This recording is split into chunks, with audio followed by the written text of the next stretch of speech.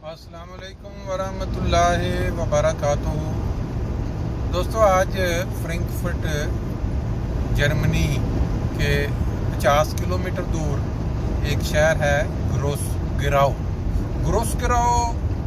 जो दुनिया में जितने भी अहमदी हजरात बसते हैं उनको इल्म है कि ये ग्रोसगिराउ शहर का नाम हम तकरीबन जो बच्चे बड़े हो चुके वो भी जानते हैं। उसकी वजह क्या है? क्योंकि यहाँ हमारे प्यारे खुलफा के कदम इस शहर में पड़े हुए हैं और यहाँ इस शहर का एक हिस्सा है जिसको नासिर बाग के नाम से हम जानते हैं। नासिर बाग के अंदर जमात अहमदिया का जर्मनी में जब फ्रैंकफर्ट के बाद सेंटर भी रहा, कुछ अर्सा दफातर भी रहे और जो जलसा सालाना जो बड़ी तादाद में होना शुरू हुआ, जब बाहर निकले फ्रैंकफर्ट से तो यह ग्रोसगिराउ में इसका आगाज़ हुआ था। नासिर बाग यहाँ मस्जिद थी, फिर साथ जगह थी जहाँ वो किसान से जगह लेके वहाँ पार्किंग ली जाती थी खेतों में, और वो जो अपनी जगह मस्जिद पर दरख्त पर काफ़ी वहाँ टेंट लगा के जो हज़ारों की तादाद में जब जमात यहाँ हो गई जर्मनी में, तो यहाँ पर जलसे होने शुरू हुए और बहुत सारे लोग जो हैं आज भी ज़िंदा हैं अभी जर्मनी में, जिन्होंने ये ग्रोसगिराउ नासिर बाग के जो जलसे हैं वो अटेंड किए हुए हैं और उन्हें याद हैं प्यारे आका की बातें, वो महफिलें जो यहाँ हुआ करती थी, सवाल जवाब और फिर इसी तरह जो तबलीगी प्रोग्राम हुआ करते थे, सब जानते हैं।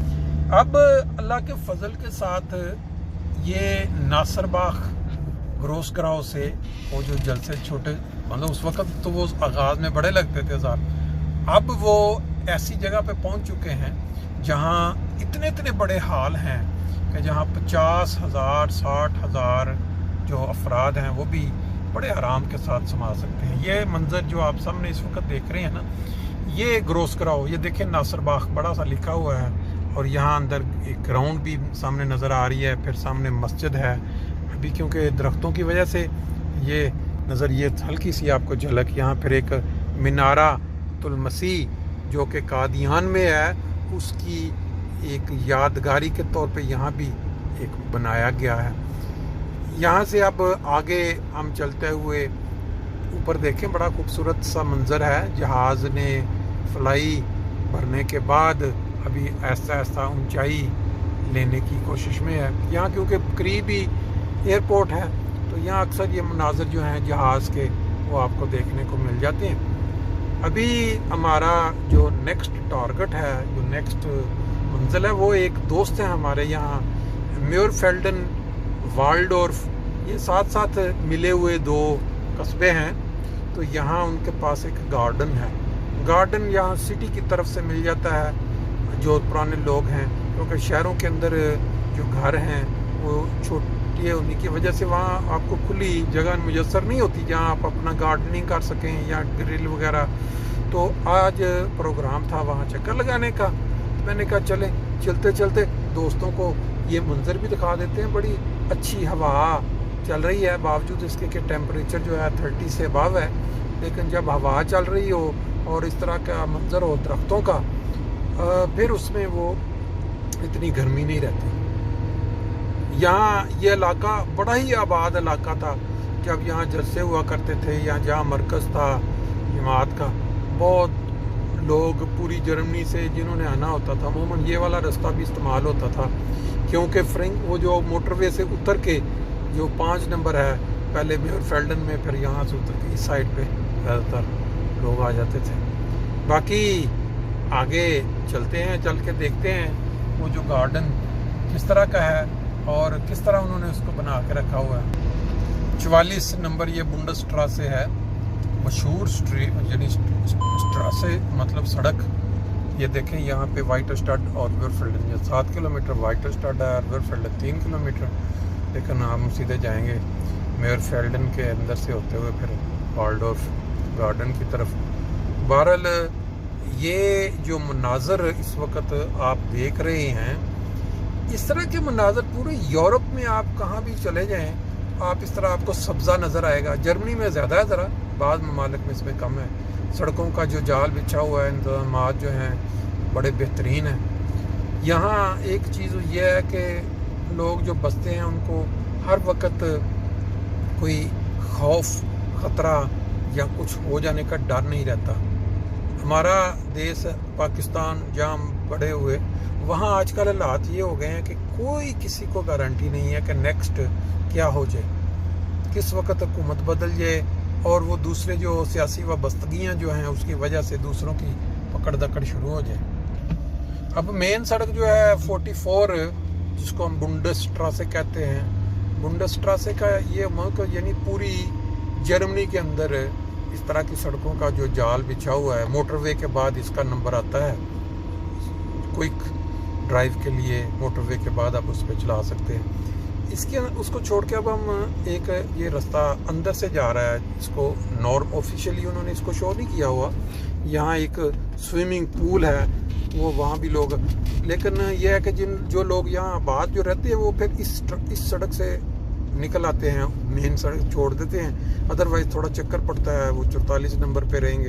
अब ये देखें, ये स्विमिंग पूल का जो बैरूनी मंजर नज़ारा है वो आप देख रहे हैं कि लोग जो हैं वो यहाँ पार्किंग करके गाड़ियाँ यहाँ इंजॉय कर रहे हैं अपना।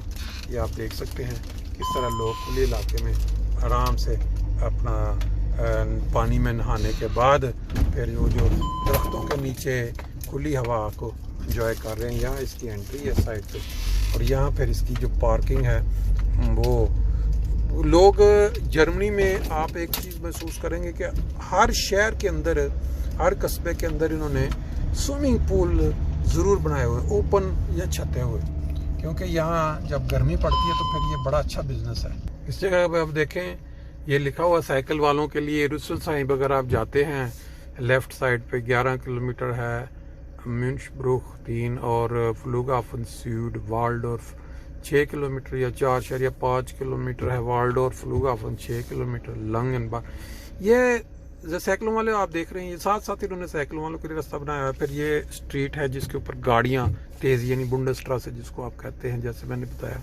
लेकिन ये अंदर का रास्ता है जो उसको छोड़ कर ज़रा जल्दी, जैसे आपने पहले देखा कि जो है वो रास्ता, ये देखें, ये आप सामने आ गया कैमरा, ये देखें, ये दोनों साइडों पे इन्होंने कैमरे लगाए हुए हैं। और ये चीज़ जो है ना, ये जहाँ जर्मनी में ट्रैफिक को काफ़ी हद तक कंट्रोल रखती है, क्योंकि बाद लोग जिनको नहीं पता वो पकड़े जाते हैं पहली दफ़ा। मेरा ख्याल है अभी हम वाल्डोर्फ जो है उसमें दाखिल हो गए हैं। अभी यहाँ पर जो सब मैंने आपको बताया था ना कि गार्डन पे हम जाएंगे, यहाँ ये देखें मुख्तलिफ़ तरह के गार्डन लोगों ने अपना उसको तरह तरह से रखा हुआ है। इस साइड पे अगर चलते पूरा जंगल है, इंसान अगर वॉक करना चाहे बहुत ही आला माहौल के अंदर। इधर भी कुछ गार्डन है, अब हम चलते हैं इस गार्डन की तरफ। इरिस वेक 23, और ये देखें, ये काफ़ी खुली जगह है। जिन दोस्तों ने भी रखा हुआ है बड़े अच्छे तरीके से रखा हुआ है। साथ वाले गार्डन में देखें तो उन्होंने पूरे का पूरा फूलों के साथ या मुख्तलिफ़ चीज़ों के साथ भर दिया हुआ है।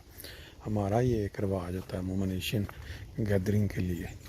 चारपाई पाकिस्तानी आपको नज़र आ रही है, कुर्सियाँ नज़र आ रही हैं, फिर एक ज़बरदस्त किस्म का झूला जिसमें इंसान बचपन में पहुंच जाता है बैठने के बाद।